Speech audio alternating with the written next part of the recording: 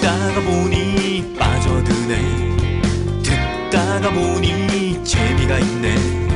책 속에 사람 있다, 삶이 있다, 길이 있다, 지혜 있다, 재미 있다, 감동 있다, 울림 있다. 이게 웬걸 기다려지네. 장비 팟캐스트 라디오 책다방. 책 속에 사람이 있다, 길이 있다. 울림이 있는 감동과 재미. 버라이어티 북 토크쇼. 장비 팟캐스트 라디오 책다방.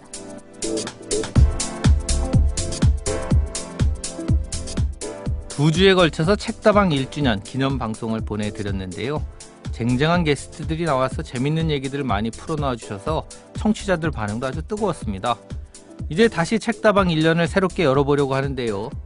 1년이 지났는데도 여전히 서툴다면 그건 게으른 거다. 변영주 감독이 저희한테 아주 지청구를 세게 주셨었죠. 많이 찔렸고 반성도 했지만 저희가 전문적인 방송인은 아니라서 그냥 있는 그대로 우리 수준을 보여드리면서 계속 나갈 수밖에 없는 것 같습니다. 목소리가 나가는 이 방송이라는 게 글 쓰는 거랑은 다르게 인간적인 약점을 좀 숨길 수 없는 면도 있고요. 때로는 제가 잘난 척할 때도 있고 모르는 걸 아는 척할 때도 있는데 그 목소리의 미세한 떨림이랄까 이런 게 청취자들한테도 그대로 전달되는 것 같더라고요. 좋은 점은 1년을 계속 하다 보니까 1년 동안 계속 들어온 청취자분들은 개인적으로 만나면 그런 얘기들 많이 하세요. 방송 듣는 거랑 직접 만나는 거랑 좀 헷갈리기도 하고 늘 제 목소리를 듣고 있다 보니까 친숙해서 참 좋다 이런 얘기들 하시는데 그런 분들이 이제 익숙해져서 웬만하면 저희 실수도 좀 좋게 봐주시려는 것 같고요. 책다방은 어쨌든 저희가 할 수 있고 잘할 수 있는 거를 열심히 꾸준하게 하면서 청취자 여러분과 계속 호흡을 나누려고 생각하고 있습니다. 그럼 오늘 새롭게 1년을 다시 시작하는 책다방 문을 열겠습니다.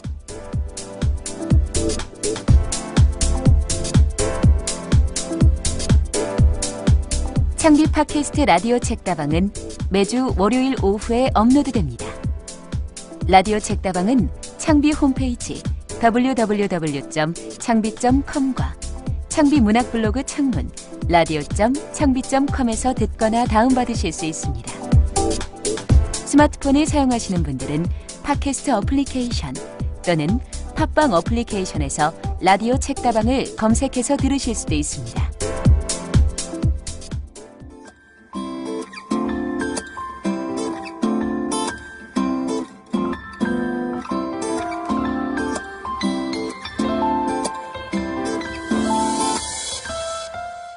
오늘 북토크에서는 정말 인기 있는 작가, 시인, 이시자 여행가이자 너무 소개할 게 많은데 어쨌든 이병률 선생님 모셨습니다. 안녕하세요. 안녕하세요.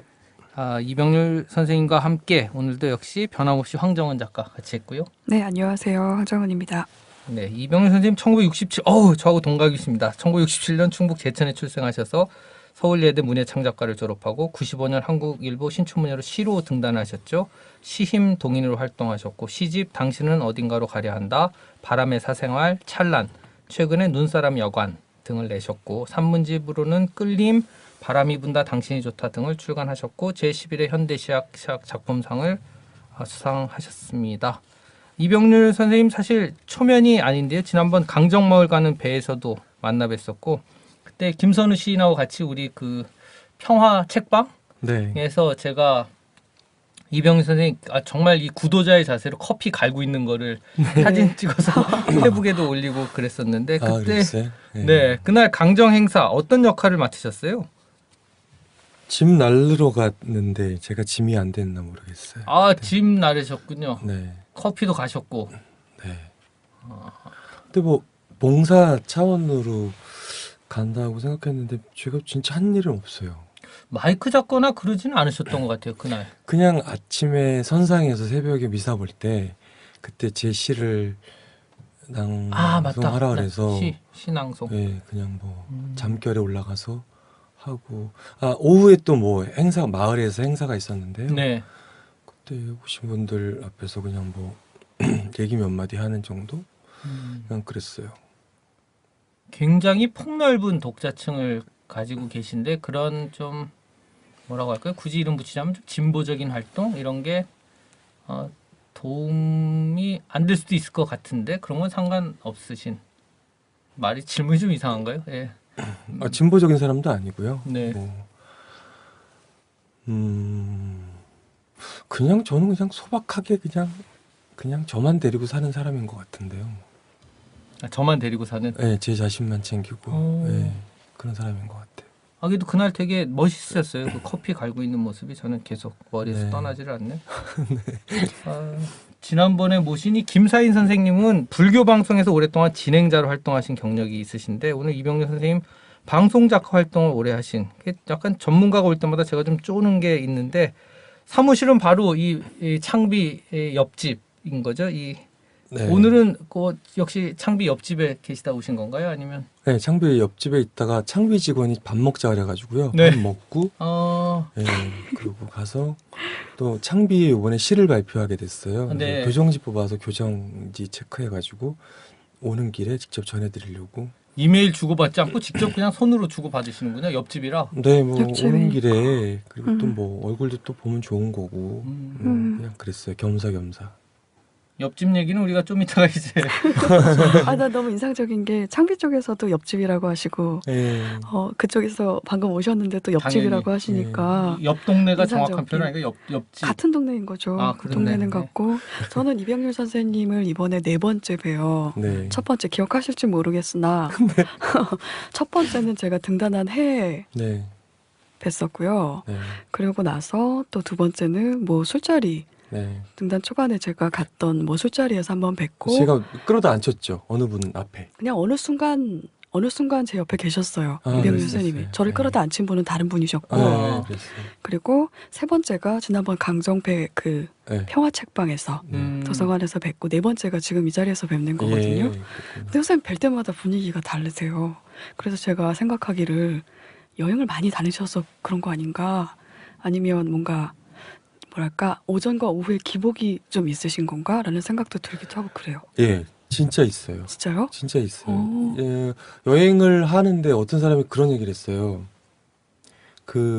이제 러시아를 여행하고 있는데 어느 숙소에서 제가 한글로 된 텍스트를 읽고 있으니까 어느 여성이 와서 한국 분이었는데 저한테 와서 한국 분이냐고 그러더라고요. 그래서 발뺌을 할 수가 없어서 한국 텍스트를 제가 읽고 있었기 때문에 그래서 그분하고 이제 러시아는 위험하니까 제가 좀 이렇게 같이 어디 갈 때 좀 이렇게 같이 다닌 적이 있었거든요. 진짜요? 근데 그분이 저한테 딱 그러더라고요. 오전에는 말하기 싫어하는 사람이죠. 어떻게 알았어요? 말 안 하니까. 네, 네.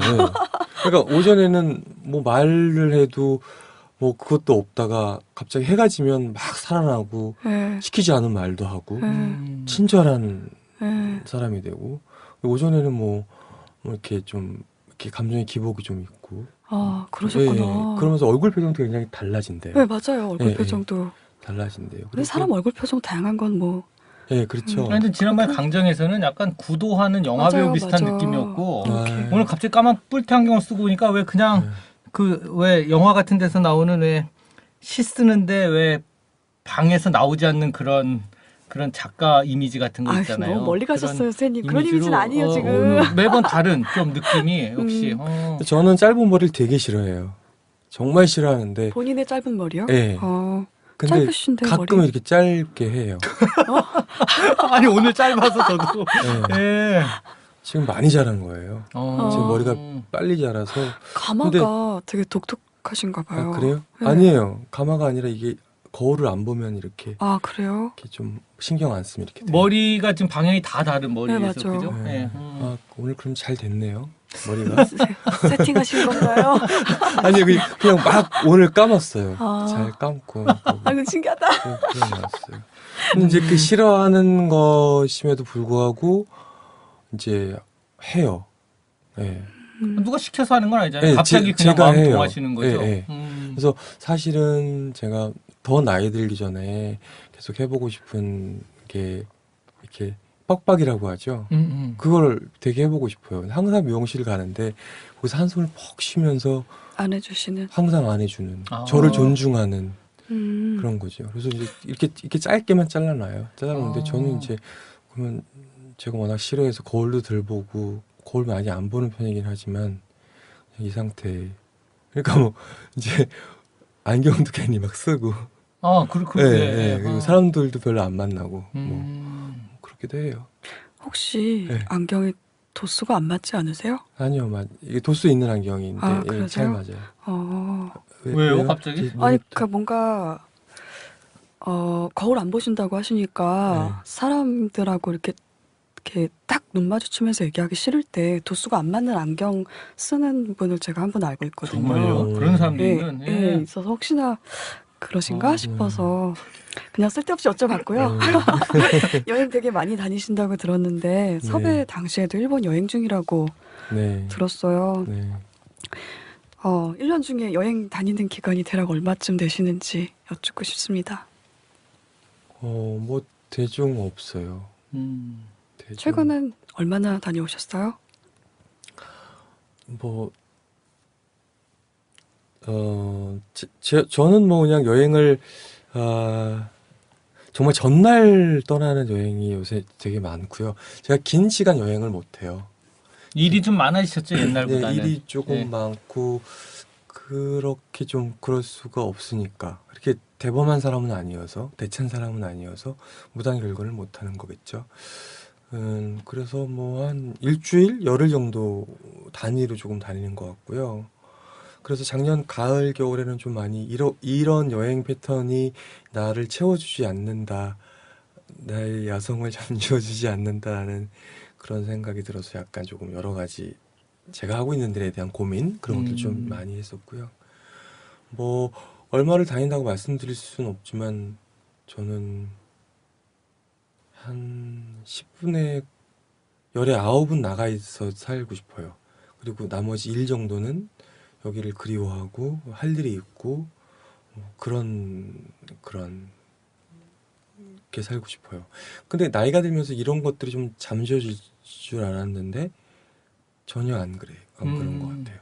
전혀 안 그런 것 같고 가서 뭐 혼자 있거든요. 하는 일도 없고 뭐 그냥 아니죠. 하는 일이 없진 않아요. 가서도 되게 바빠요.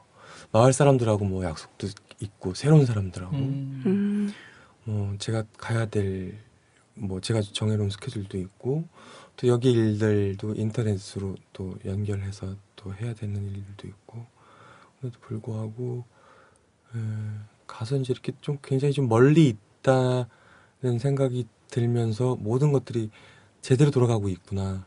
잘 풀리고 있구나라는 생각. 멀리 떠나 있으면. 예, 그런 게 뭐 기본적인 건 그런 거겠죠. 내가 어떤 식으로 지금 성장하고 있구나. 그리고 내가 좋아하는 곳에 와 있구나. 그리고 내가 어떤 좋아하는 무엇하고 이제 제대로 조금 접선이 된 형태, 뭐 그 형태가 되고 있구나 때문에 여러 기운을 얻을 수 있는 건데 가서 좀 이렇게 정신이 좀 많이 들고. 고정된 장소에 계세요? 한번 여행 가시면 아니 거기서도 또 떠나요. 계속해서 네, 거기서도 떠나고 뭐 역 주변이나 버스 터미널에 가서 이렇게 시간표 보고 얼씬거리고 그럼 또 뭐 저는 뭐 가이드북이나 지도도 안 챙겨가거든요. 그때 사람들한테 뭐 물어보거나 그렇다는 얘기는 언어가 가능하시다는 어느 곳을 가더라도 워낙 언어에 재능이 있으시다는 얘기 많이 들었어요. 네, 예. 저는 바디 원래 말이 바디? 된다는. 예. 네, 바디랭귀지 하신 거잖아요, 선생님. 만국 공용 바디랭귀지. 여행을 그러니까 작년에 얼마나 혹은 올해 얼마나 나가 있는지 모르지만 목표는 어쨌든 한 10분의 9는 나가 있는 게 목표신 거군요. 네. 정말 이상한 질문인데 사주에 나오나요? 그게 왜냐하면 여기 무슨 구슬점 치고 선생님 예전에 그런 얘기 적으신 거 보면 네. 그런 구슬점 치고 구슬점이 구슬 꿰는 점 치고 이런 네. 사람도 왜 막 맞추기도 하고 막 이런 게 나오잖아요. 네. 뭐 사주나 이런 데도. 네, 왜? 저는 뭐 많이 믿어요. 관심도 있고요. 네. 샤머니즘도 관심이 있고요. 네. 영마살이라고 하나? 뭐 그런? 있죠. 있죠. 어느 무속인은 딱 앉았는데 제가 제 생년월일 되기도 전에 머리 아픈데 왜 이렇게 돌아다니냐고. 네? 그랬더니만 너무 돌아다녀서 정신이 없다. 영험하긴 진짜 영험한 거네. 그런 네, 사람들. 네. 예. 저한테 어떤 칩을 내장한 상태에서 만약에 누군가 이렇게 추적을 한다면 진짜 자는 시간 말고는 정말 이렇게 무슨 강아지 모난 강아지처럼 정말 계속해서 이렇게 돌아다닐 거라는 생각을 하면서 이렇게 피식 웃은 적이 있었어요. 언제 한 번은. 왜 여행 가서도 계속 가만히 한 군데 아니고 그래서 계속 돌아다니거나 거기서도 뭐 버스를 타거나 기차를 타거나 계속 어딜 막 다니고 있고 그런 것들. 예. 식사 시간에도 앉아서 먹는 게 아니라 사와서 길에서 먹으면서 막 다녀요. 뭐 교통수단을 이용하면서도 그렇긴 하지만 그랬어요. 뭘 보러 그렇게 다니세요? 그냥 다니는 것 자체가 좋아서? 근데 약간 조금 저는 어떤 식의 천형을 가지고 태어난 사람, 뭐 어떤 벌을 받고 있는 것이 아니면은 이렇게 다니지 않는다라는 생각이 들어요. 그렇게 하기 싫은 일이에요. 너무 치욕스러워서. 그리고 깨끗하지 않은 일이어서. 그럼에도 불구하고 내가 여행을 갈 수 있으면 그 일을 했죠. 여행을 갈 수 있다는 것 때문에. 그리고 빚을 내서라도 돈을 꾸고, 저는 거짓말 좋아하는 분은 없겠지만, 여행을 가기 위해서는 어떤 거짓말을 해서 돈을 꿔본 적도 있고요. 그리고 뭐, 마이너스 통장 같은 것도 처음으로 개설을 한 것도 여행을 가기 위해서였고, 이것은 뭐 제가 좋아서 즐기려고 무엇을 채우려고 간다기보단 나는 지금 벌을 받고 있지 않은 이상 이렇게 그럴 수 있을까라는 생각이 꽤 오래전부터 들고 있는 거죠. 선생님 삶을 이제 처음부터 좀 짚어보면 학교 졸업하시고 이 방송 작가를 하셨는데 방송 작가는 시인 등단 전인가요? 아니면 후? 전이에요. 전에. 예. 방송 작가를 하다가 등단을 한 거는 그러니까 결국은 시인이 되고 싶었는데 그 준비하는 과정 동안에 방송 작가를 하신 거겠군요. 그랬죠. 예.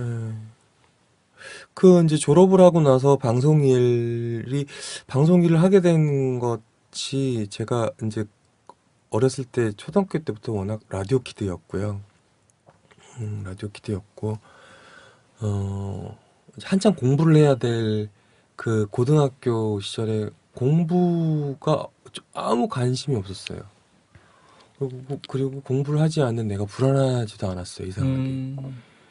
그러면서 뭐 이것저것 뭐 이런 세상에 대한 관심, 내가 하고 싶은 거에 대한 관심이 여러 가지 있을 수 있었는데 그때 우연히 보게 된 뭐 TV를 많이 보는 아이도 아니었는데 인간 시대라는 휴먼 다큐멘터리가 있었고요.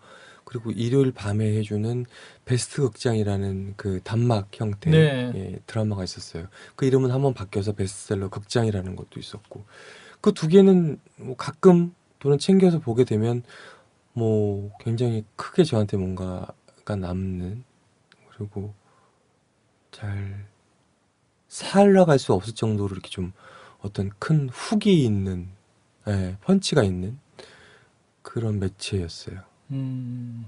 인간 시대나 베스트 극장을 보면서 네, 딱 두 개였어요. 네. 그래서 저거는 누가 만들지? 저런 걸 만든 사람은 누구지? 라고 하면서 이제 관심을 갖게 됐고 그러면서 뭐 대학 다닐 때는 그 드라마 작가도 직접 찾아뵌 적도 있고 드라마는 어떻게 쓰는 거냐고 여쭤본 적도 있고 뭐 공모를 한 적도 있었고 뭐 그런 일들을 했죠. 근데 막연히 MBC에서 일을 하면 이렇게 좋은 프로그램을 만드는 좋은 사람이 될 것이라는 그 말도 안 되는 그 생각을 하게 됐죠. 나는 MBC에서 일을 해야 되겠다라고 노래를 부르고 다녔어요. 네. 근데 그럴 순 없었겠죠. MBC에서 일할 수 있는 뭐 자격이든 뭐든 뭐 없었겠죠. 없었는데 어느 날 알바를 해보지 않겠냐고 전화가 왔고 그냥 이렇게 라디오 프로그램에 그 보조 뭐 지금 방송 작가라고 안 그러고 그때는 스크립트라고 그랬는데 네. 그 일을 시작을 했어요. 그러면서 그 일을 잘하려고 하니까 시집을 읽으면 안 되고 시집을 들여다보면 안 되는 그런 삶을 살아야 돼요. 왜요? 어쩔 수. 어떤 뭐 문학의 투, 뭐 문투가 있을 거 아니에요. 그거랑은 상관이 없는 게 사람의 말의 원고를 쓰는 게 방송 작가. 그렇죠, 그렇죠. 예요. 음. 정확히는. 그러니까 책이 어떤 뭐 구어체가 유지돼야 되는 거죠? 네, 그런 거예요. 그러면서 단어도 우리가 쓰는 뭐 몇 개 단어 안에서 쓰는 단어들이 돼야 되는 것이고 이루어져야 되는 것이고 뭐 그런 것들이 있었어요. 그래서 보편적이어야 된다는 거죠. 예, 방송에 예. 쓰는 언어는. 그렇죠. 그렇죠. 뭐 은유 비유가 뭐 있으면 안 되고 뭐 그런 적응을 하느라고 전혀 그런 걸 안 했어요. 안 하는데 한 3, 4년 일을 하는데 그러면 나는 과연 시를 언제 쓸 것인가. 시에 대한 순정은 계속 있고. 원래 문예창 작가를 가셨을 때는 시인이 되고 싶으셨던 거군요. 대학에. 시인도 되고 싶었고요. 드라마 작가도 되고 그렇죠. 싶었고요. 네, 뭐 여러 가지 그냥 글을 쓰는 사람. 시는 뭐 쓰게 될 것 같았는데 시만이 아니라 좀 여러 가지 글을 쓰고 싶었다는 생각은 가지고 있었어요. 그러면서 이제 시를 그러다가 시를 못 쓰는데 뭐 자존심이 너무 상하더라고요. 상하죠. 네, 너무 상하더라고요. 이게 무언가. 그래서 이제 그때부터 일을 3, 4배를 더 하면서 돈을 막 모아요. 돈을 막 모아가지고 그 돈을 모아서 파리를 2년간 여행을 가요. 그때. 2년을. 네. 예. 시라도 쓰자. 아니면 시만 쓰자. 시를 쓰자. 뭐 그런 생각이 있었어요. 그리고 뭐 적을 둬야 되니까 2년 정도 살려면 뭐 그래서 뭐 학교도 뭐 입학도 하고 어학도 좀 다니고 유학을 하신 거네요. 아니, 여행을 하기 위해서 여행이라고 적을 말씀드렸습니다. 그래서 아니, 듣다 보니 이게 유학 아닌가? 여행을 위해서 적이 필요해서 학교를 다닌 뭐 그런 셈이군요. 예. 그래서 시를 열심히 썼어요. 30분씩.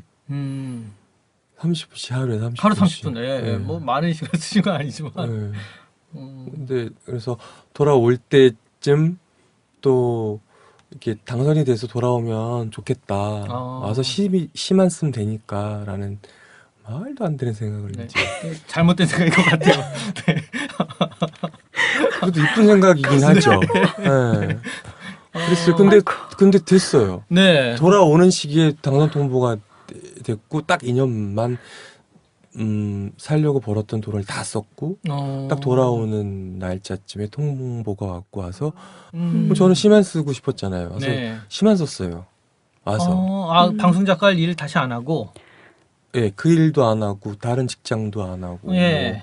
생활이 상당히 공공했을 텐데 그러면. 예, 그때도 돈을 계속 꿨어요. 사람들한테.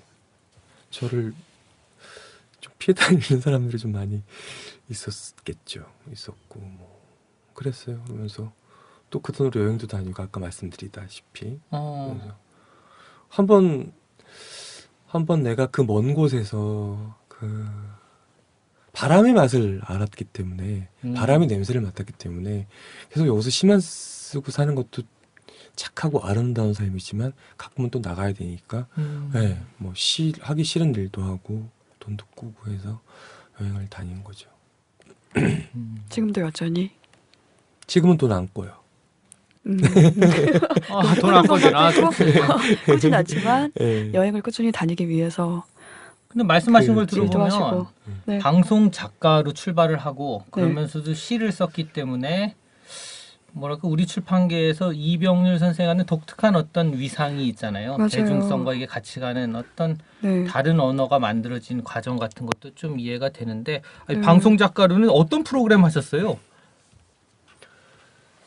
뭐 그냥 많이 닥치는 대로 많이 했어요. 음악 프로 뭐 이런 거. 예, 네. 여러분들이 아실 만한 프로그램은 뭐 신해철의 음악도시, 음악도시. 위이열의 음악도시, 이소라의 음악도시, 음악도시네요. 예, 음악도시를 한 8, 9년 정도 음. 했어요. 하고 뭐 음악 프로그램 많이 했어요. 윤상 씨, 타블로, 고 김광석 뭐 이런 분들하고.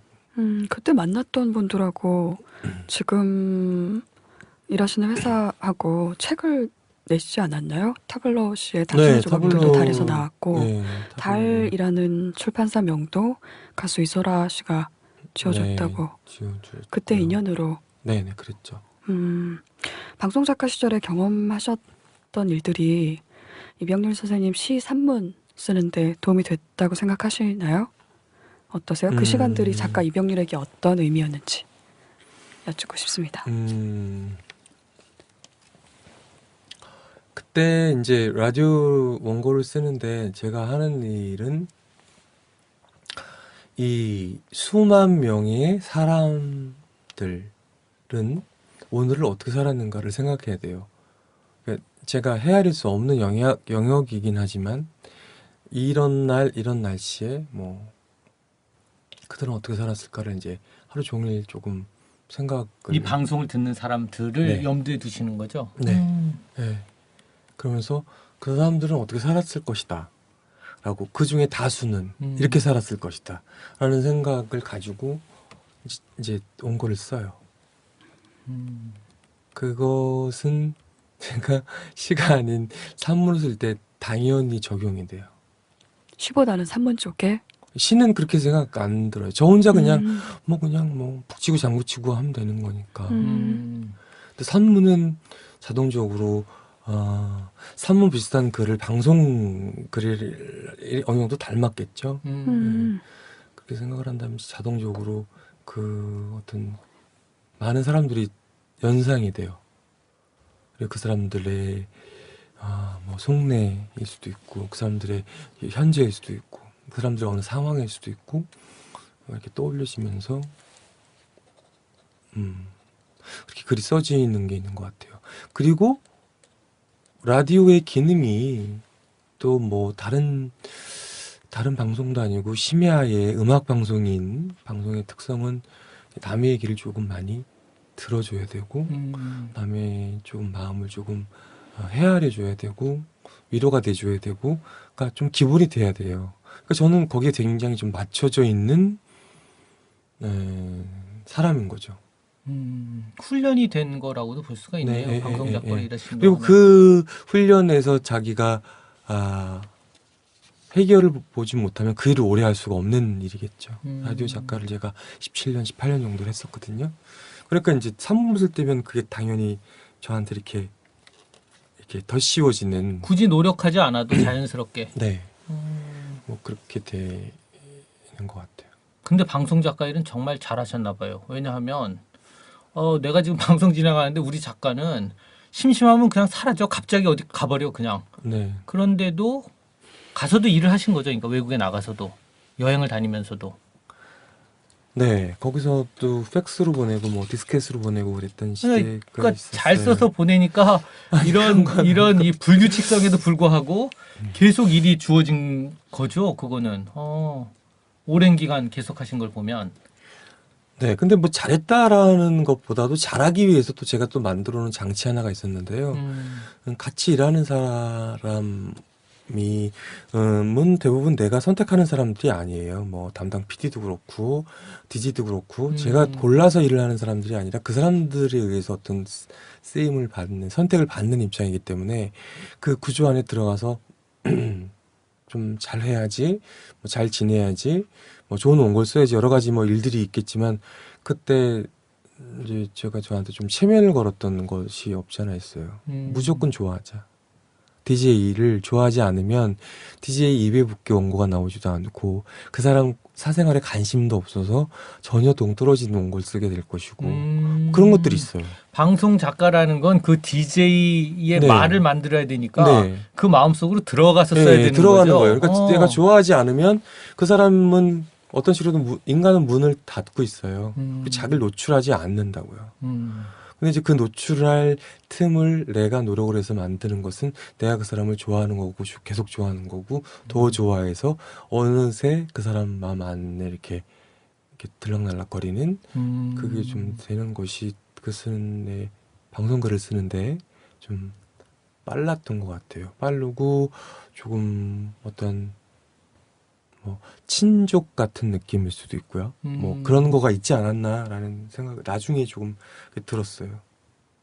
근데 싫어하는 사람하고 6개월, 1년을 같이 일한다고 하면은 물론 뭐 어떤 식으로든 뭐 월급도 받고 뭐 시간이야 갈 수 있지만 굉장히 가난해지잖아요. 가난한 시간을 사는 거잖아요. 네. 그 시간 동안에. 그걸 좀 일찍 알았던 것 같아요. 아, 그래서 좋아하기로 한 이 DJ. 네. 안 좋아지는 사람도 있을 수 있잖아요. 아무리 노력해도. 상대편은요? DJ도 아니에요. 좋아하는 것은 그 힘이 워낙 그 긍정적인 무엇이어서 뭐 대부분 다 마음이 열리고 예 전부 그랬어요. 저는. 근데 선생님 쪽에서 이건 너무하지 않아? 이거 완전 왕자병이잖아, 공주병이잖아. 이런 DJ도 있을 수가 있잖아요. 그냥 마음을 열고 다가가면 사람은 누구나 공주고 왕자죠. 그렇죠. 예. 괜찮아요, 아니, 저는. 상대가 안 돼. 내가 어떻게 할 수가 없어 지금. 그래서 방금 말씀 완전 예, 공감했어요. 사람 모두 공주가 왕자 맞아요. 예. 약간 좀 얘기 들으면서 제가 네, 깊이 좀 빠져드는 맞아요. 그런 게 있는데 이런 예. 거 제가 사실은 저희 집에 선생님 책이 막 이렇게 있는 게 뭐냐 하면요. 저희 가족이 여자대학에서 일을 하는데 제자들이 선물을 하는데 선생님 책이 이렇게 있는 거예요. 이 책을 교수와 같이 읽고 싶다고 선물한 제 저한테. 네. 그래서 저는 이 남자의 힘은 어디서 오는 거지? 도대체 이 사람은 왜 이렇게 책도 어마어마하게 많이 파시고 그래가지고 그 힘이 책이 어딘가 많이 했는데 많이 들어서 많이 처분하셨대요. 아니 저는 오늘 그래서 이제 이해가 돼. 이거구나. 이 아까 그 뭐죠? 이 수만 명의 이 걸어다니는 사람들의 마음과 네. DJ의 마음을 읽고 같이 하는 기본적으로 소통이 깔린 어떤 글쓰기이신 거잖아요. 방송 작가로 시작을 해야 될 것 같아요. 뭔가 좋은 글을 제가 소개시켜 드릴게요. 저요 아이고. 좋은 거 같아요. 저도 한번 우리 황혜숙 팀장도 우리 원고 늘 써주는 거 보면 갈수록 저도 요새 내 마음속에 들어와 있는 것 같은 저 원고가 계속 원고 받고 나오는. 깜짝 놀랐잖아요. 선생님 마음속에 들어가 있는 거예요. 예. 그렇구나. 이게 역시 그 이제 애정을 이렇게 느낄 수 있는 네, 그렇죠. 딱 깔고 이렇게 뭐 첫 몇 줄부터 이렇게 막 시작됐다고 생각되니까 네. 뒤에는 안 봐도 되는 거예요. 마음이 편해지고 이게 그치. 우리 옆집이 이렇게 따뜻한 집이었구나라는 생각도 들면서 깜짝 놀랐어요. 그렇게 해서 시인이 되신 거죠. 시인이. 네. 프랑스에서 파리에서 시를 쓰고 이 시인으로 이제 등단하시고 시인으로 이제 활동을 시작하신 건데 문학 얘기를 하자면 먼저 이 시힘 동인으로 늘 소개가 되시잖아요. 시힘. 이거 어떤 분들하고 같이 시작을 하신 거예요? 등단한 후에 만난 분들? 예, 아니면- 등단을 네. 하면 이제 뭐 어렸을 때 저 대학 다닐 때 그 시임동인 그 구성원들의 몇몇이 좀 되게 스타 시인들이 좀 많이 있었어요. 뭐 안도현 선배, 정일근 선배, 고은기 선배, 김경미 선배, 뭐 그런 분들을 위시해서 뭐 그 이후에는 다이덕, 박형준, 뭐 문태준, 김선우 뭐 그런 분들이 쭉 이렇게 들어가 계셨어요. 멤버로. 그랬는데 제가 뭐 시집도 못 내고 빌빌거리고 시만 쓰고 있는데도 그러고 있었는데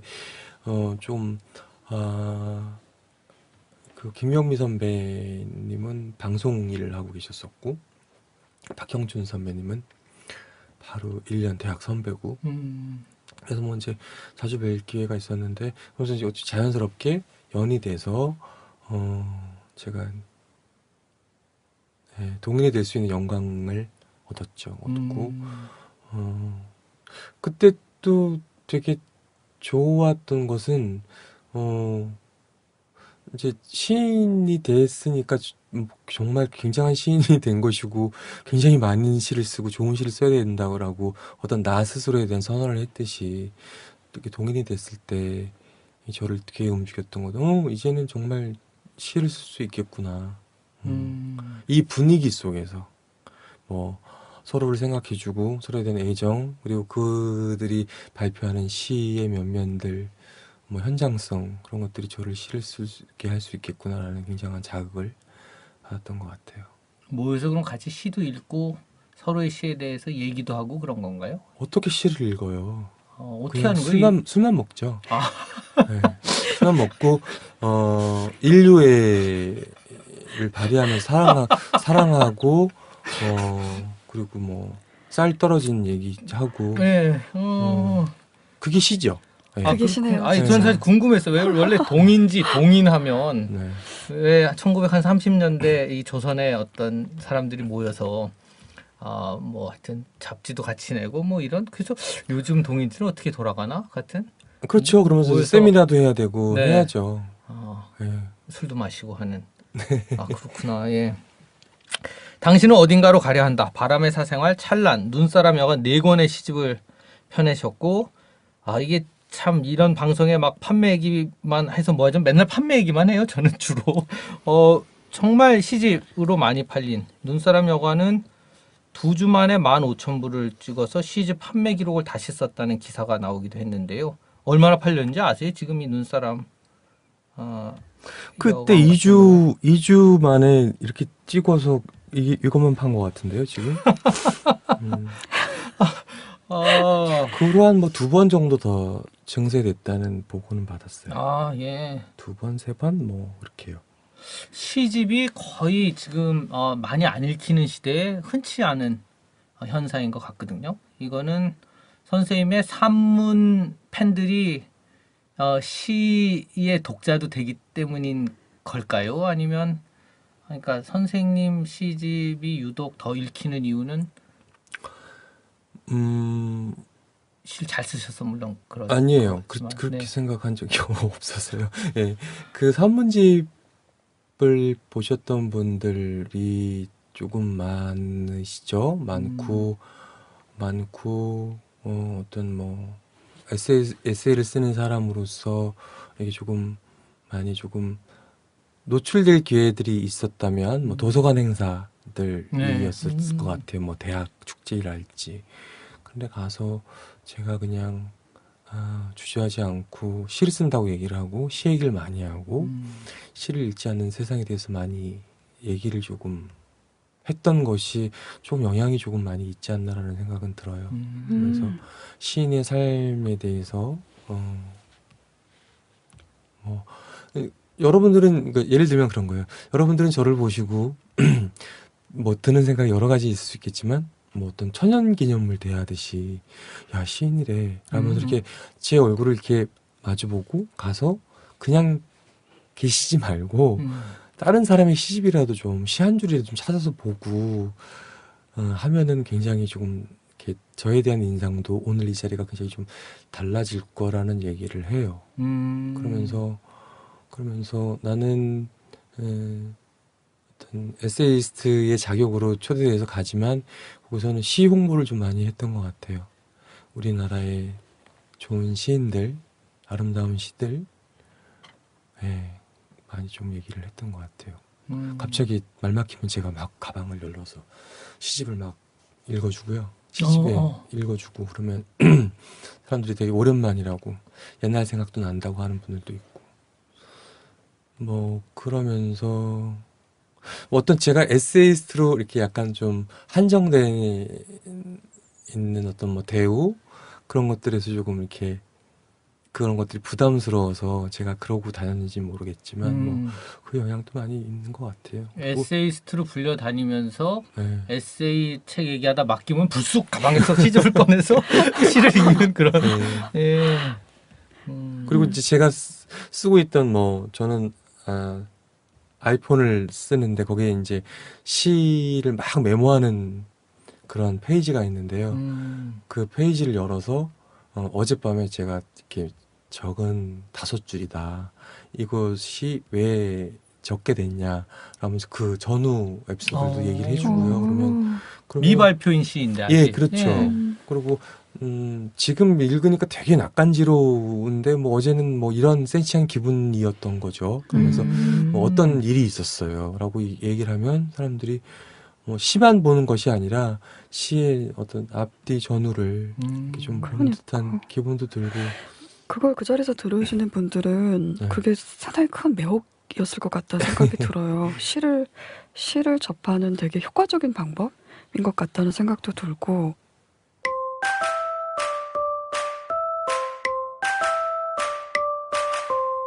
책 속에 사람이 있다, 길이 있다. 울림이 있는 감동과 재미. 버라이어티 북토크쇼. 장비 팟캐스트 라디오 책다방.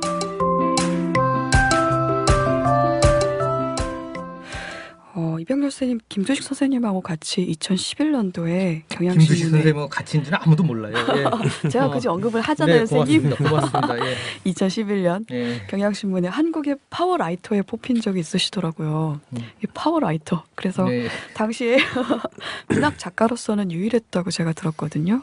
근데 인터뷰에서 자신의 산문집과 시집을 통틀어서 대표작으로 바람의 사생활을 꼽으셨어요. 여전히 유효하신지 3년이 지났는데. 이게 3년 전이군요. 네, 2014년이므로 이제. 네, 뭐 여전히 유효하고 계속 유효하지 이유가? 않을까라는 생각이 들어요. 첫 시집을 8년 만에 냈어요. 당신은 어딘가로 가려 한다. 그리고 이제 바람의 사생활이 두 번째 시집인데 정말 8년 동안 시만 썼거든요. 시만 썼는데 그 시들이 온데간데 없어졌어요. 뭐 그것은 어떤 뭐 선배들한테 시를 보였을 때 선배들이 어떤 냉담한 반응, 어떤 코멘트도 하지 않는, 또 어떤 평론가하고 또 연결이 돼서 그 평론가한테 보여주면 뭐 이렇게 악평이 돌아오고, 그래서 그러니까 굉장히 좀 불우한. 그런 시절이 네. 있으셨군요. 네. 심지어 여자친구는 노트북을 저한테 선물을 했는데 제가 시를 열심히 쓰고 있는 그 노트북을 그냥 휙 가져가서 강물에 버렸는지 어디 버렸는지 가져가 버렸기도 하고. 그럼 그 안에 시는 어떻게? 시요? 네. 뭐 발표도 거의 안 했던 거라 정말 이렇게 한 땀 한 땀 제가 기억해내서. 기억이 뭐, 나셨어요? 뭐 기억나는 것들은 또 기억이 나고요. 아니 왜 이렇게 시들을 잃어버리고 다니세요? 나 진짜 그런 이거 양반들이 있네. 지금 세 번째로 네. 울컥하네. 나 미치겠네 진짜.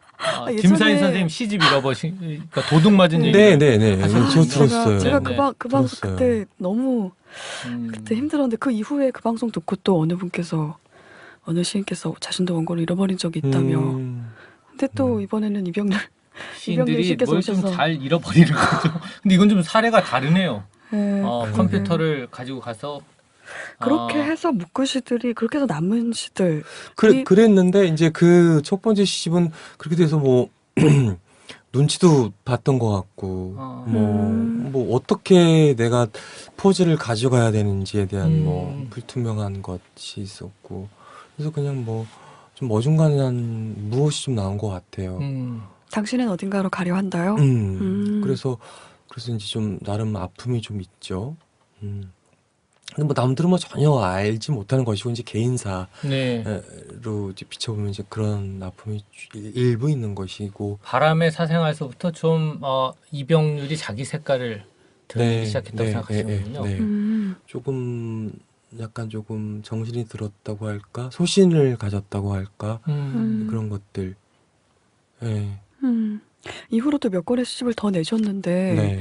뭔가 좀 많이 변화 그런 걸 느끼시나요? 아니요, 저는 똑같아요. 네, 똑같고 뭐 그 시를 그 어느 한 순간부터 계속 놓아본 적이 없기 때문에 계속 뭐 3년을 툭 잘라서 시집 한 권이 나오는 것이고, 저는 뭐 그냥 그렇게 간의 수목업 하듯이 만들어지는 내는 시집이기 때문에 뭐 이렇게 어떤 변화, 특성 그런 건 없고요.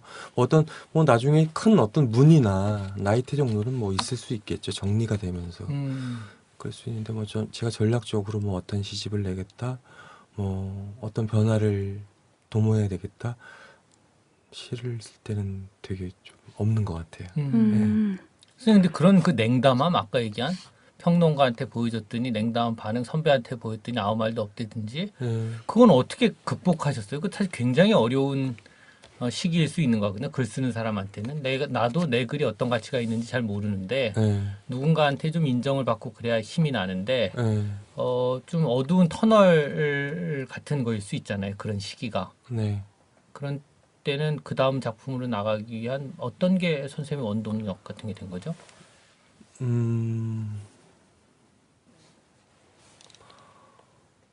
제가 제 중심이 그냥 제일 중요했던 것 같아요. 내가 좋아하고 이것을 하고 있을 때 내가 나답고 가치 있는 사람인 것 같은데 내가 저는 절대로 버릴 수 없는 일이고 뭐 어떤 내 중심만 가지고 가져가면 되겠다라는 것밖에 없는 것 같아요. 정말. 네. 그것밖에 없었던 것 같아요. 근데 모두가 그 시기를 살아남는 거는 아니잖아요. 저는 그런 생각 들거든요. 누구나 처음에 어떤 작품을 내고 남는 사람이 시인이 되는 것이겠죠. 남는 사람이 별 반응이 없기도 하고 그런 시기를 어떻게든 지나보내야 되는 건데 그냥 시간의 문제인 것 같다는 생각이 들기도 네. 하고 그러네요. 그러니까 두식 선생님 말씀은 작품을 열심히 쓴 작품, 공들이고 애착한 작품에 대해서 나름 좀 의견을 들어보고 싶었는데 그 작품에 대해서 기대했던 만큼의 반응이 돌아오지 않을 때 되게 상처가 됐을 텐데 그 상처를 어떻게 견디셨냐, 계속 견디면서 계속 작업을 하셨는지 그걸 여쭤보신 것 같아요. 네, 견디는 수밖에 없고 계속 쓸 수밖에 없고 쓰지 않으면 지는 것이고 너무 뻔한 네. 그렇죠. 선생님 시를 읽으면요 감성적으로 대단히 충만해지는데 저는 이게 신화 산문이나 이병렬 선생님의 글이 상당히 슬프고 아름답거든요. 읽다 보면은 또 무엇보다도 어느 순간에 내가 막 마음이 되게 처연해지면서 이렇게 뭐 이렇게 폭 담기게 되는 그런 게 있어요. 근데 그게 지금 선생님 가만히 앉아서 이렇게 천천히 말씀하시는 내용을 듣다 보니까 말하는 방식과도 되게 유사하다는 느낌이 들기도 하고 아까 방송작가 생활 말씀하시면서 사람들이 어떻게 살았는가, 오늘 하루 어떻게 살았는가 이것을 매일 생각해야 된다고 말씀하셨잖아요. 그런 부분들이 글에 반영이 되는 것은 아닌가 싶기도 해요. 근데 이렇게 시나 사문을 이렇게 쓰시면서 본인은 어떠신지, 본인도 그러니까 한마디로 독자를 이렇게 처연하게 만들면서 시인 본인은 어떠신지 그 좀 여쭙고 싶어요.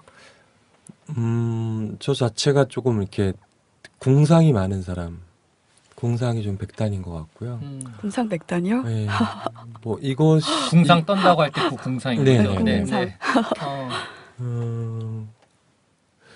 이 궁상을 뭐 어떤 식으로도 남한테 비춰지긴 하겠지만 또 안 비치려고도 굉장히 조금 애를 쓰고 있는 제 어떤 한 부분이고요. 약간 종양, 암덩어리 같은 뭔가가 있죠. 굉장히 내성적이면서 슬픔이 되게 많아요. 이게 그거를 왜 가지고 태어났는지 역시도 저도 약간 정말 모르겠는데 뭐 사람에 따라 뭐 그럴 수 있겠죠. 어떤 뭐 적고 많음이 있을 수 있는데 저 자신이 굉장히 조금 그런 어떤 운명을 타고 태어난 것 같아요. 그래서 저 자체가 굉장히 슬퍼지고 완전히 다운되는 상태에서 글이 좀 더 잘 되는 것. 뭐 물론 그런 타이밍에서 어떤 집중력을 발휘하기 때문에 그 시간이 좋은 건지는 모르겠지만 저 역시 굉장히 좀 처연한 상태, 그 상태를 조금 몰고 가는 것도 없지 않아 있는 것 같고요. 그때를 또 기다리고 그때를 또 그때 쓰고 하는 것들이 있습니다. 그게 혹시 여행하고 연결이 되나요? 여행은 아니고 사람하고 연결이 또 돼요. 사람을 통해서 사람을 많이 좋아하고 여행도 결국은 사람하고 연결이 되는 하지만 일이잖아요. 그것은 이별도 뭐 어떤 기대도 굉장히 조금 인정할 수밖에 없는 이별 뭐 그런 것들이라면 내가 살고 있는 이 이곳에서 내가 사랑하고 이 사람하고 영원을 꿈꾸기도 하고 또 영원이 아니라 어떤 우정이기도 하고 신의이기도 하고 그런 것들을 가지고 살았을 때 모르겠어요. 제가 조금 많이 조금 열고 많이 조금 주는 편 그리고 어떤 상황이든 괜찮아라고 이렇게 하면서 저를 이렇게 좀 여미는 입장이 좀 많이 되다 보니까 거기에 이제 돌아오는 것들은 되게 많겠죠. 여러 뭐 상처들 뭐들이 좀 많겠죠. 그런 것들이 결국 제가 이제 시를 쓰거나 뭐 산문집을 준비할 때 항상 사람 이야기, 사람이 어떤 미천이 되고 사람과 사람 사이에 뭐 어떤 음영들 그죠? 뭐 밝은 얘기들은 참 없죠. 네, 그쵸. 저는 그런 것 같아요. 선생님 그 시 배경도 네.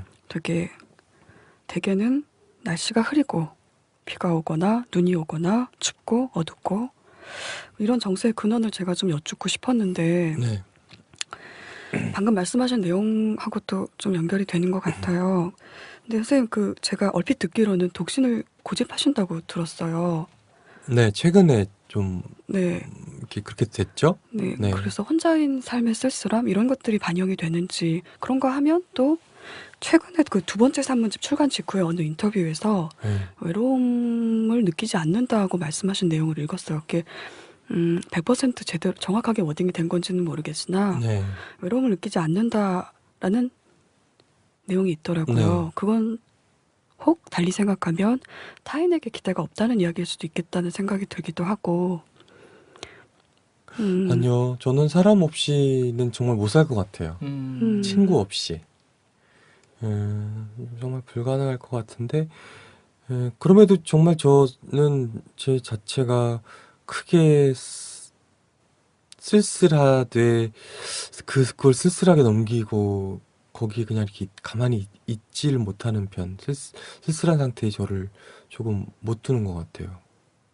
뭐, 항상 주변에는 항상 사람이 있고, 손만 뻗으면, 뭐, 시간만 내면 사람을 만날 수 있는 사람들이 항상 이렇게 준비물처럼 정말 좀 있는 경우가 누군가가 있고요. 네, 누군가가 있고 또 그게 아니더라도 이제 혼자 있는 시간을 일부러 만들기도 하고 하는데 그때 또 이렇게 못 느껴요. 그 저기 항상 누군가 준비되어 있다고 말씀하셨는데요. 선생님 산문과 시에는 또 자주 누군가가 있어요. 네, 그 시나 산문을 통해서 자주 당신을 호출하고 당신 맞아요. 당신을 당신. 호출하세요. 그리고 읽다 보면 당신이라는 말이 등장하지 않는 글이라도 누군가를 호출이 마음에 느껴져. 두고 있구나 하는 네. 느낌. 그렇죠. 네. 네. 그래서 마음에 어느 든 어떤 순간 인물의 존재. 네, 그래서 읽다 보면 어느 순간에 또 내가 그 당신이 돼버리는 순간이 있기도 하고 그게 선생님의 글에 독자들이 푹 빠지게 되는 이유인가 싶기도 하거든요. 저는 좀 구체적으로 당신이 궁금하더라고요. 당신이 누군지 당신은 누구인가? 시를 쓸 때 항상 생각하는 누군가가 될 수도 있고 이게 있죠. 한 사람이 있죠. 한 사람이 있고 굉장히 중요한 사람이고 그 사람에 관한 시들이 좀 많았고 하지만 뭐 당신은 뭐 내 마음속에 있는 그 한 사람일 수가 없기 때문에 뭐 가끔 다른 당신도 데려오기도 하고 지금 현재 내가 좋아하고 있는 그 사람은 또 알지도 못하는 감정인데 뭐 내가 어떤 의미를 두고 있는 어떤 존재일 수도 있고 계속 그렇죠. 무수한 당신으로 변형이 되지만 그래도 결국은 그 당신은 어떤 존재, 하나인 존재, 하나인 의미 그리고 또 결국은 모이지 않나라는 생각은 들어요. 제가 이렇게 당신이란 말을 남발해서 쓰고 그 당신이라는 실제 주인공은 조금씩 다 다르더라도 결국은 하나로 모아지는 게 있더라고요.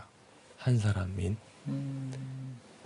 제가 이 100만 안티를 각오하고 이제 질문을 드리자면 100만 안티를 양산하기로 하고 이 67년생 정도 된 이런 아저씨 있잖아요. 그냥 생활인 아저씨 입장에서는 네. 이런 어떤 선생님의 감수성에 우리는 몸을 싣지 못하는 거죠. 우리는 아니 뭐야 이게 지금 아니 무슨 뭐 아직도 뭘 못 잊어 못 잊기는 지금 우리가 나이가 몇인데 왜 그런 어떤 그러나 마음 한편에서는 또 얘기를 들어보면 여자들 마음을 살려고 하면 그 이병률 책을 선물하면 된다 이런 얘기를 들으면 또 이렇게 가서 이렇게 책을 또 보다가도 뭐야 우리가 이 나이에 무슨 왜 이런 좀 뭐가 불만이세요? 뭐가? 뭐가 불만이냐 하면 이 아저씨들의 감수성과는 좀 다른 감수성 선생님의 유지되는 감수성 그냥 세상은 넓고 여자는 100만 안 티네 완전히 여자는 많은데 뭐 이 지속적인 그리움 당신 놓지 못함 뭐 목숨을 걸고 사랑하는 어떤 거에 대한 이런 이미지에 대해서 이 생활인 아저씨로서의 그냥 불만 같은 것 좀 있었던 것 같아요. 이 사람은 어디서 나타난 사람일까 도대체? 생활의 여러 모습 아닐까요, 선생님? 생활의 여러 모습이요. 네. 네. 그런 얘기. 성장을 멈춘 거 아닐까요?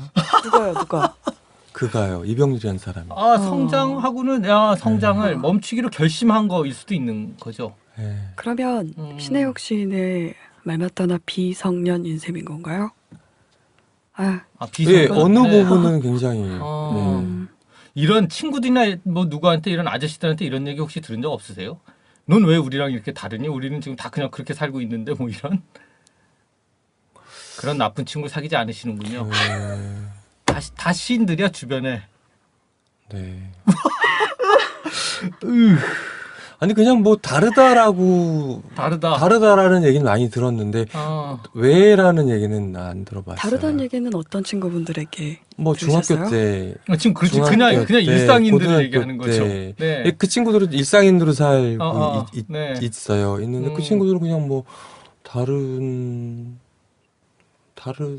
친구니까 그 정도죠. 큰 뭐 문제가 되진 않아요. 싸울 일도 아니고. 아니, 질투심에서 그냥 한 얘기. 뭐가 다른 거? 그게 핵심인 거잖아요. 그렇지. 네. 최소한 정직하기라도 해야지 이럴 때는. 아이고 표정이 너무 리얼해. 리얼하게. 예. 아이고 참 제가 그 최근작에 관한 질문도 한 가지 드리고 싶은데요. 눈사람 여관의 시인의 말에 보면 삶과 죄를 비벼 먹을 것이다. 세월이 나의 뺨을 후려치더라도 나는 건달이며 전속 시인으로 있을 것이다. 그렇게 쓰셨더라고요. 네. 건달이고 전속 시인이신가요? 이게 무슨 뜻인지 여쭙고 싶었어요. 여기에 원래 원문에서 당신을 제가 이렇게 뺐어요. 그러니까 원문 제가 원래 타이핑했던 것은요.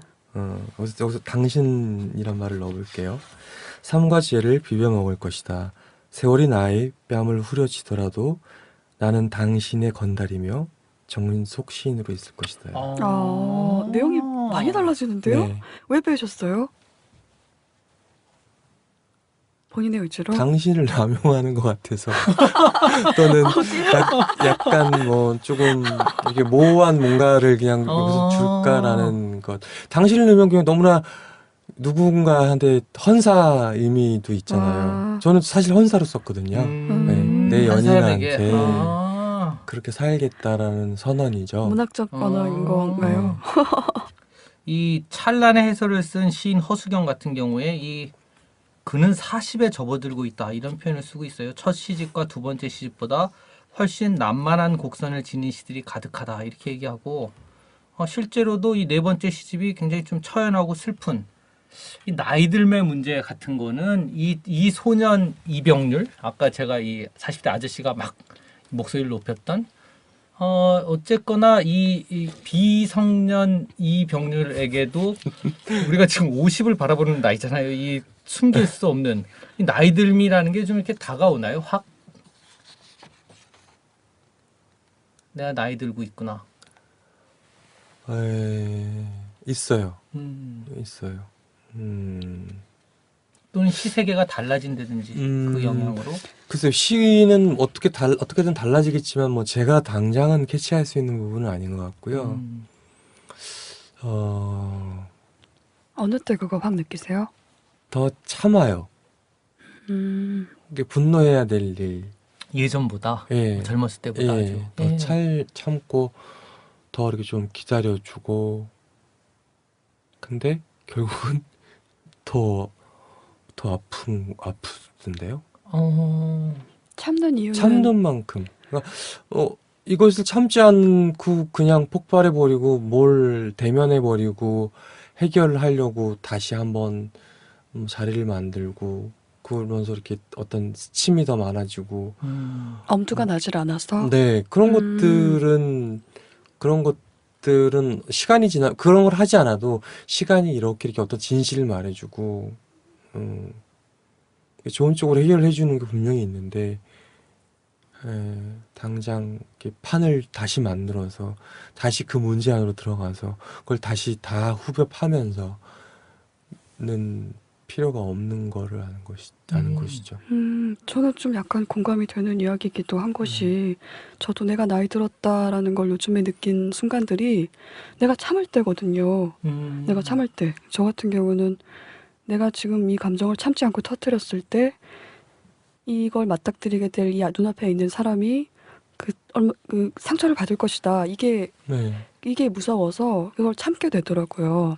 나이가 들었구나. 일종의 이런 걸. 어른됨 아닌가요? 그게 또 그 어른이 좀 되는. 그런 생각이 들어서 좀 무섭기도 하고 그렇습니다. 저는. 어, 그러시구나. 저는 어려서부터 늘 애늙은이 소리를 듣고요. 늘 네. 참고만 살아와가지고요. 네. 그냥 동생이시죠? 동생이지만 어쨌든 그쵸. 늘 네. 형을 보듬고 살아온 동생이라 그런지 어, 약간 좀 부럽기도 하고요. 그동안 안 참고 살았단 말이죠. 뭐 이런. 그렇게 되나? 네. 산문 작가 이병률 얘기로 이제 넘어가 보겠습니다. 여행 산문지 끌림은 2005년에 처음 출간됐고 최근까지 한 70만 부 정도가 판매됐다는 기록이 있고요. 아주 대놓고 그냥 대중적인 산문집을 쓰는 분이 계시고 그래서 기록적인 판매를 하는 경우도 있기는 한데 이 시인이 쓴 산문집이고 놀랍게도 끌림 같은 경우에 초기에 무슨 마케팅을 한 것 같지도 않거든요. 막 시끄럽게 떠든 적이 없잖아요, 이 책이. 그런데도 70만 권이 하루에 팔린 게, 한 달에 팔린 게 아니고 굉장히 오랜 기간에 걸쳐서 굉장히 넓은 독자층을 확보해 온 거는 뭐 그냥 어떻게 독자들의 입소문으로 쭉 퍼져 나간 건가요? 뭐 작가한테 묻긴 좀 우스운 질문이긴 한데 이 책의 힘이랄까? 어떻게 이렇게 오래 많은 사람한테 읽힐 수 있었을까 같은 제목이 끌림이라서 끌림이라서 죄송해요. 특이하다고 생각을 하는 게 제 의도하고는 맞아 떨어졌어요. 저는 이 책이 얼마나 팔릴지는 모르지만 그래도 세상에 없는 조금 끼가 있는 끼 있는 사람들이 조금 알아볼 수 있는 그냥 그런 것이면 좋겠다. 출판사에도 부탁을 특별히 했었죠. 광고 같은 거 절대 하지 말아달라. 왜 그러냐고. 그래서 저는 시를 앞으로 더 잘 쓸 것이고 계속 쓸 것이고 시를 계속 낼 것이기 때문에 이 고루한 문단에 괜히 어떤 스크래치 하나가 나는 이력을 갖고 싶지 않다. 네. 굉장히 조금 또 역시 그때 뭐 지금도 그 순정은 그대로이긴 한데 그게 있었나 봐요. 그랬는데 그러면서 그 특이한 책을 만들어서 특이한 몇몇 사람들이 봤으면 하는 그런 것이 있었다면 어떤 뭐 지금 결과적인 측면에서 이렇게 밀어보자면 그럼 특이한 사람들이 좀 있었던 게 아닌가. 근데 사실 이게 전체적인 어떤 트렌드를 바꾼 책인 게 그전에는 여행사 하면 계속 정보만 줬잖아요. 어디 가면 어디 묵을 수 있고 뭐 어떻게 가야 되고 그런 굉장히 실용서적인 의미 또는 작가들이 쓴 그냥 여행기였다고 하면 이 끌림 같은 경우에는 여행지의 어딘 게 그렇게 중요하지 않아요. 중요하지 않고 그냥 그 장소와 그 시간에서 이 작가가 느낀 감상을 아주 자유롭게 적은 감성 에세이 그런 느낌? 이후에는 이제 그런 책이 많이 나왔는데요. 그냥 이거는 선생님이 한번 이런 방향 좀 특이한 책을 쓰겠다고 생각을 하셨던 거군요. 네. 그런 책이 잘 없던 상황에서 왜?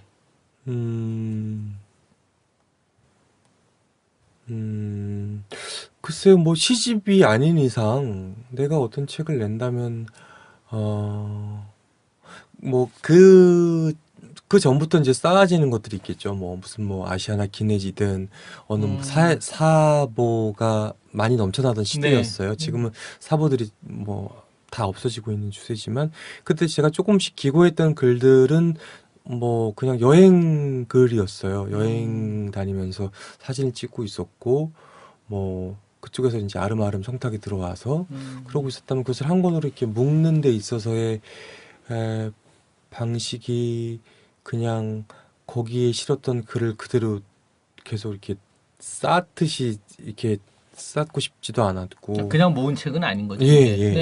예. 거의 완전히 다시 쓴. 네. 어. 그리고 뭐 제가 또 어떤 날은 갑자기 뭐 조금 쓰고 싶은 글이 있었고 이 글을 잘 읽어줄 수 있는 또 DJ들이 있었기 때문에 그 글을 써서 DJ들한테 한번 읽혀보기도 했었고 실험 삼아 뭐 그런 것들이 이제 이렇게 막 여러 가지 모여져서 이게 뭐 조각조각 가져오기도 했고 그것이 어떤 뭐 편집이 뭐 이렇게 좀 어떤 편한 구조를 가지고 있는 편집도 전혀 아니고 그냥 일부러 조금 그래봤어요. 친절하지 않은 면이 사실 좀 예, 있는데. 예. 그러면서 이제 이렇게 낱장의 어떤 엽서를 재본한 느낌. 맞아요. 예. 예.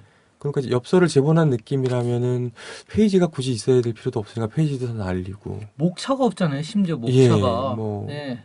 그랬었어요. 이병렬 선생님 두 번의 여행 산문집을 통해서 소개된 여행지가 모두 몇 개국 정도 되는지 혹시 알고 계시나요? 잘 몰라요. 이제 안 쉬어봐서 잘 모르는데 이제 뭐 거의 갔다 온 뭐 흔적들이 이렇게 있겠죠. 있는데 제가 70 몇 개국까지는 쉬었어요. 제 여행을 많이 다니면서 하도 물으니까. 그렇지. 예, 몇 군데를 하도 묻는데 저처럼 묻는데 그것을 대답을 안 하면은 뭐 안 솔직한 사람이거나 뭐 이렇게 조금 가리는 사람처럼 되더라고요. 차라리 대답하고 넘어가는 게 나은 거죠. 몇 개쯤 된다. 네, 그래갖고 제가 지도를 보고 쭉 이렇게 하다 70 몇 개라고 이제 하다가 그때부터는 또 안 세긴 했는데 뭐 100여 국은 조금 넘은 것 같고요. 뭐 주로 혼자서 다니셨어요? 주로 혼자서 그리고 자주 가는 데가 있어요. 어디요? 뭐 굉장히 여러 군데 뭐 삿포로일 수도 있고 베니스일 수도 있고 이렇게 정해놓고 가서 여행도 여행이지만 그냥 불쑥 가서 내가 카메라도 들고 나가지 않는 추리닝바람에 슬리퍼 끌고 나가서 하루 종일 앉았다가 뭐 돈 몇 푼 들고 나가긴 하겠죠. 하루 종일 뭐 돌아다니다 까맣게 타서 이렇게 돌아오는 그런 게 되게 좋아요. 그러니까 여행을 가긴 간 건데 배낭 메고 뭐 거기는 항상 책이 한 권 들어있고 카메라가 있고 지도가 있고가 아니라 가서 내가 이렇게 추리닝 바람으로 돌아다닐 수 있는 곳에서 호흡하는 바람은 분명히 다르거든요. 익숙한 곳을 만들어서 거길 가는 거죠. 그 나라의 생활권 안으로 들어간다는 네, 이야기 네, 같네요. 네. 정말. 그럼 그렇게 다니다 보면은 사람들이 관광객들이 저한테 와서 길도 물어보고 대답도 해주시고. 제가 아는 길은 대답을 하고요. 네. 지도를 같이 보고 일로 이렇게 가면 된다라고 알려도 주고 모르는 길은 나 사실 여행자다라고 얘기도 하고요. 뭐 있어요. 어떤 쾌감이 있어요. 시장 안으로 깊숙이 들어가서 쟤 또 왔네. 예, 뭐 그런. 저도 사실은 여행은 그렇게 가는 게 좋지 않을까 생각을 하고 있는데 하기가 쉽지가 않은. 그렇죠. 예, 저는 또 아무래도 여성이라서 이 문제도 약간 있는 것 같기도 있죠. 하고. 네. 근데 100여 개국을 그렇게 다니시다 보면 이웃이 생길 것 같은데 거기서 만난 사람들 있잖아요. 네. 곳곳에 이병률, 시인 이병률까지는 모르더라도 이병률이라는 사람을 아는 사람들이 세계 각지에 흩어져 있다는 이야기로 들리는데요. 네. 연락을 계속 하시나요? 연락을 뭐 하는 경우들도 있고 일단은 연락을 안 하게 되는 것도 있어요. 갔다 와서 제가 어떤 식으로든 뭐 굉장히 조금 식어 있어요. 그리고 그쪽으로 돌리기에는 방금 다녀온 장소에 대한 그러니까 그쪽을 생각하고 그 사람을 생각하고 인연을 생각하고 인류애를 생각하기에는 뭐 와서 해야 될 일도 있고 여기 일을 손에 잡히지 않으니까 어떤 의미에서는 거기를 또 떠나온 거죠. 예. 네. 그러니까 아예 누구든 만나고 뭐 어떤 우정을 나누든 뭐 사랑을 나누든 간에 나는 떠나가면서 이 사람을 다시는 볼 수 없을 것이다 라는 그런 감각이 사용되는 것 같아요. 그 상황에서 그 세계 속에서는 그런 것 같아요. 그리고 또 하나는 그냥 전 세계가 지금 앓고 있는 병 중에 하나가 저도 앓고 있는 병이기도 하지만 다 여행을 다녀요. 여행을 다니고 싶어 해요. 네. 여행자의 삶을 좀 살고 동경하는 싶어 하고. 거죠, 다들. 그렇죠. 그리고 어느 곳이든 여행자를 받아들일 준비가 돼 있고요. 여행자를 환영하고요. 네. 중요한 산업이 됐으니까요. 이게. 네, 그렇죠. 네. 그렇죠. 그러니까 누구나 여행자를 기다리고 누구나 여행자로 살고 싶어하는 이 정체불명의 별이 하나가 있는 거예요. 저는 제 중병을 그렇게 조금 좋게 지금 좋은 쪽으로 좀 이렇게 데려가는 중이에요. 제 병을 좋은 쪽으로 이렇게 인도하는 그런 편이에요. 좋은 시대를 만난 네. 거일 수도 있죠, 선생님이. 네. 선생님 원래 선생님 모습을 사는데 사람들이 모두가 다 여행을 좋아하게 되면서 공감하는 사람들이 더 늘어난 면도 있는 거죠. 네.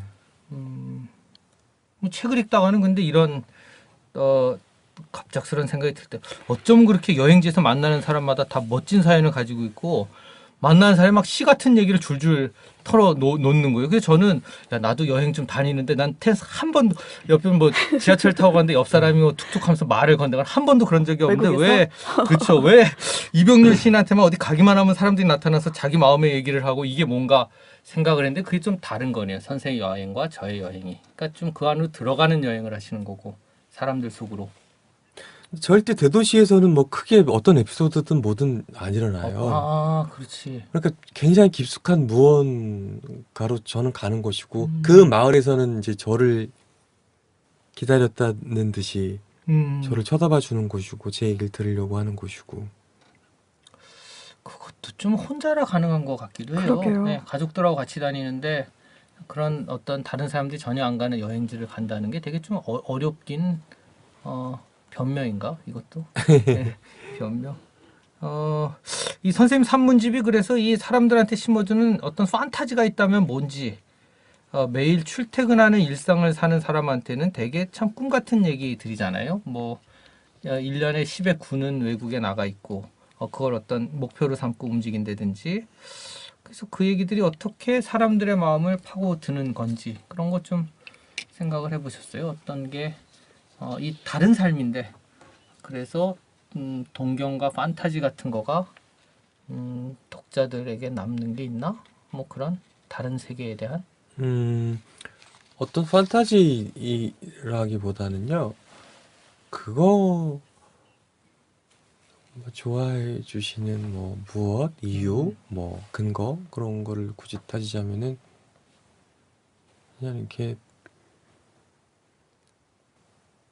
낯뜨거운 표현과 어떤 정서들을 표현하면서 그냥 이렇게 자기가 작동하지 않은 어떤 오감을 좀 건드려주는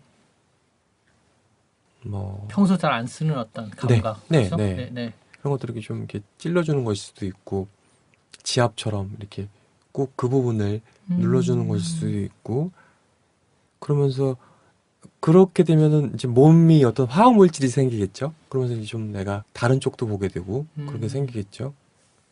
그런 게 아닐까라는 생각. 감히 판타지 같은 건 없을 것 같아. 선생님의 산문하고 시집의 차이를 묻는 질문 많이 받으실 것 같아요. 왜냐하면 산문집도 되게 좀 시 같은 느낌이 있고 시 같은 에세이 그런 느낌 때문인지 선생님의 산문집과 시집은 본질적으로 무엇이 다른가 같은 질문 혹은 그래서 그냥 산문집에는 사진이 들어가고 시집에는 사진이 안 들어가나 뭐 이런 무식한 질문 어떤 이런 질문 많이 받으실 것 같아요. 차이? 글쓰기의 차이랄까? 뭐 굉장히 조금 이제 쓸 때부터 몸의 태도부터 굉장히 다른 것 같아요. 이제 자판 위에 손가락이 올라가 있다면 그 어떤 손가락 끝에 어떤 태도랄지 뭐 어떤 습기랄지 뭐 온도 같은 것 자체가 좀 다를 것 같다는 생각이 들어요. 산문은 많은 양을 써야 되고 굉장히 이제 이렇게 좀 생각의 흐름이 그대로 좀 나타나니까 네. 당연히 좀 속도가 좀 빠르겠죠. 따각따각 소리가 조금 이렇게 빨리 나고. 빨리 나겠죠. 시는 뭐 녹음을 하면은 따각따각 소리가 나다가 안 나기도 하고 뭐 나기도 하고 뭐 이제 그런 거겠죠. 근데 아까 뭐 조금 말씀드린 것이긴 하지만 제가 갖고 있는 어떤 미적 기준이 있다면 그 미적 기준을 쌓고 또 뭐 도려내고 뭐 시가 그렇게 된다면 산문의 경우는 내 이야기를 들어줄 사람 그리고 내가 어떤 벗은 상태의 무언가를 보여줘도 충분히 이렇게 살가워하고 좋아해 줄 만한 대상한테 얘기를 들려주는 것 네, 그런 차이가 있죠. 근데 시는 사실 이제 어떤 제가 초기에 시를 썼을 때 아무도 반응을 저한테 보여주지 않았던 그 시기 때 그랬던 것처럼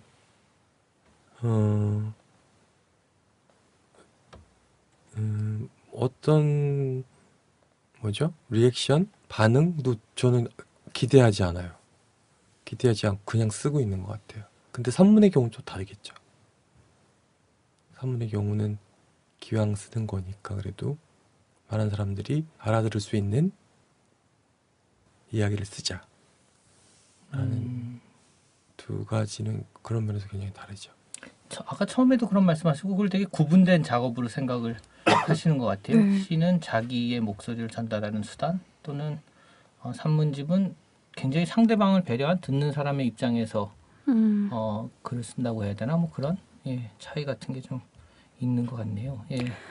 저는 두 권의 산문집에 실린 사진이 조금 궁금한 게요. 전부 직접 찍으신 거죠? 직접 네. 찍은 사진들인 거죠. 네. 인물 사진이 상당히 많더라고요.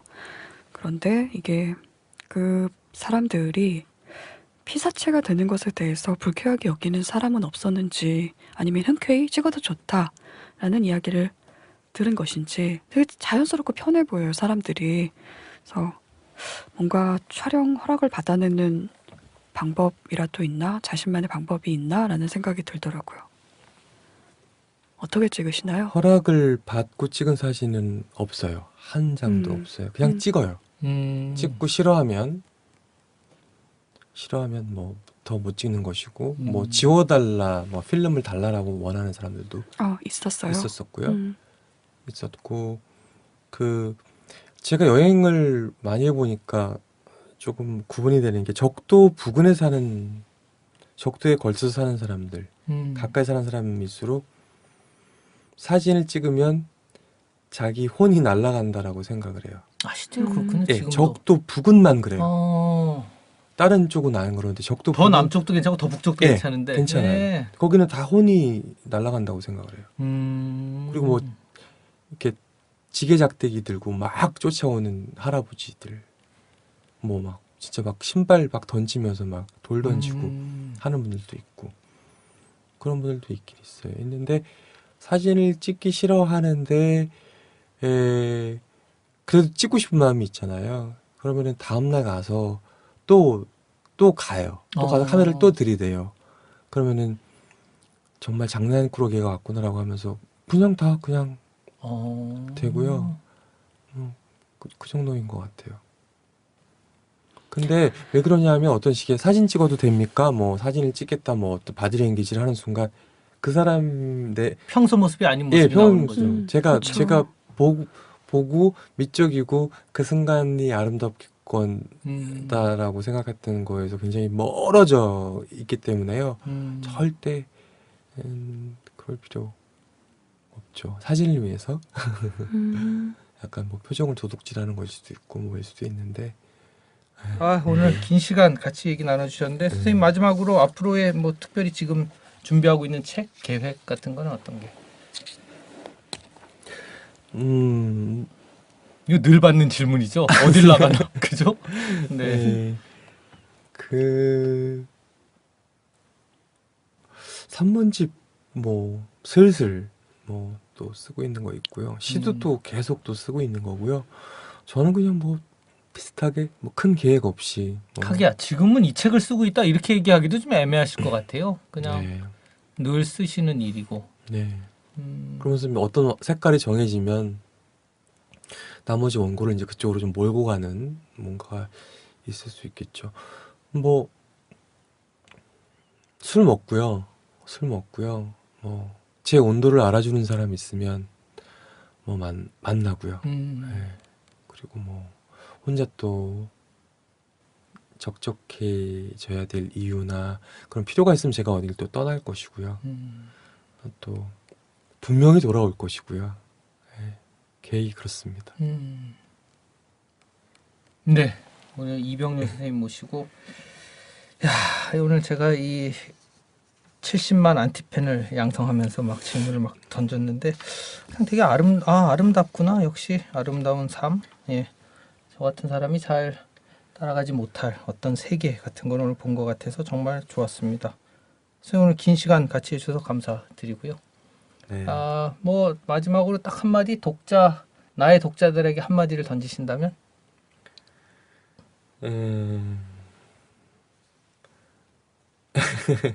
글쎄요, 무슨 인사를 던질 수 있을까요? 많이 이렇게 느끼시고요. 저는 이렇게 아침이 그닥 좋지는 않은데, 제일 좋은 건 뭐냐면 아침에 어떤 한 기운 아니면 뭐 빛 아니면 뭐 다운된 하늘, 날씨, 이게 어떤 아침에 이렇게 포착되는 한 장면이 하루를 계속 이렇게 좀 내 기분을 데려가고 나를 좀 만든다라는 생각이 들거든요. 그러니까 여러분 좋은 거를 일단 많이 보셔야 되고 또 좋은 거를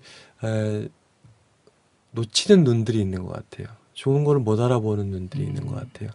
근데 좋은 거를 놓치지 않는 눈을 훈련하시고 노력하셔서 많이 담으시고 뭐 본 것만큼 자기가 원하는 것도 그 지점하고 계속 매칭돼서 살 수 있는 거니까 그런 소소한 일상이되 중요한 것들 놓치지 않는 그런 일상을 사셨으면 좋겠어요. 네, 오늘 정말 궁금했던 이병렬 선생님 말씀을 많이 들을 수 있어서 좋았습니다. 네, 긴 시간 같이 해주셔서 감사합니다. 즐거운 시간이었습니다. 선생님 감사합니다. 네, 고맙습니다. 감사합니다. 네. 수고하셨습니다. 저 선생님 머리 왜 그런지 알 것 같아요. 계속 이렇게 만드세요. 손으로. 이렇게. 아니에요. 지금 내가 바로 잡으려고. 그건 아니고. 아니, 쑥스러워서 그래요. 쑥스러워서요. 쑥스러워서. 계속 이걸 당기는 거예요. 진짜요? 만지는 거 아니에요. 선생님 오늘 말씀 재밌었어요. 네, 정말. 잘 들었습니다. 똑같이 40대 후반에도 이렇게 참 선생님. 풍요로운 인생이 될 수가 있구나. 이게 난 헛살았어. 이런. 뭐 제가 뭐가 풍요로워요. 듣다가 보니 빠져드네. 듣다가 보니 재미가 있네. 책 속에 사람 있다, 삶이 있다, 길이 있다, 지혜 있다, 재미 있다, 감동 있다, 울림 있다. 이게 웬걸 기다려지네.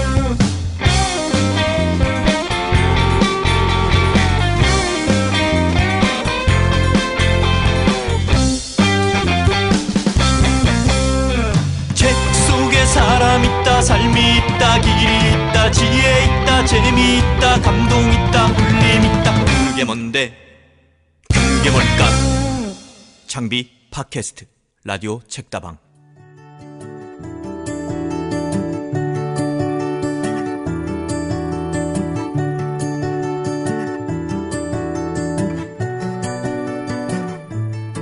오늘 만나 뵌 이병률 시인은 저도 먼발치에서 뵌 적이 있고 책으로는 오래전부터 알던 분인데 가까이서 깊은 이야기를 나누다 보니까 온몸에서 매력이 철철 넘치는 그런 분 같습니다.